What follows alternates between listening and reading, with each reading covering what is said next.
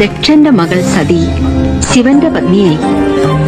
ദക്ഷൻ നടത്തിയ യാഗത്തിന് ക്ഷണിക്കാതെ അവൾ പോയി. തന്നോടുള്ള വിദ്വേഷം സതിയോട് തീർക്കുമെന്ന് ശിവൻ അറിയാമായിരുന്നു. പോകരുതെന്ന് വിലക്കുകയും ചെയ്തു.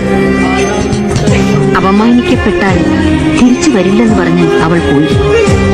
അപമാനിക്കപ്പെട്ട സതി ആത്മാഹൂതി ചെയ്തു.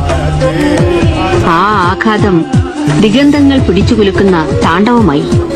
ശിവൻ രുദ്രതാണ്ഡവമാടി. ജടയിൽ നിന്നും ഭൂതഗണങ്ങൾ ഉത്ഭവിച്ചു. ദക്ഷനെ വധിച്ചു.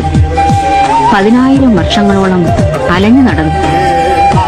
പ്രലോഭനങ്ങളിലൊന്നും വീണി സതി പിന്നീട് പാർവതിയായി പുനർജനിച്ച് ശിവപത്നിയാവാൻ സഹിച്ച ത്യാഗം ഏതൊരു സ്ത്രീക്കും അഭിമാനം നൽകുന്നതാണ് മോളെ.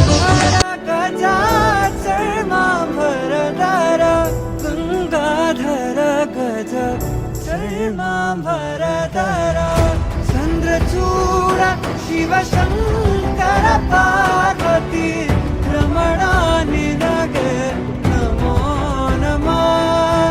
ചന്ദ്രചൂഡ ശിവശങ്കര പാർവതി രമണ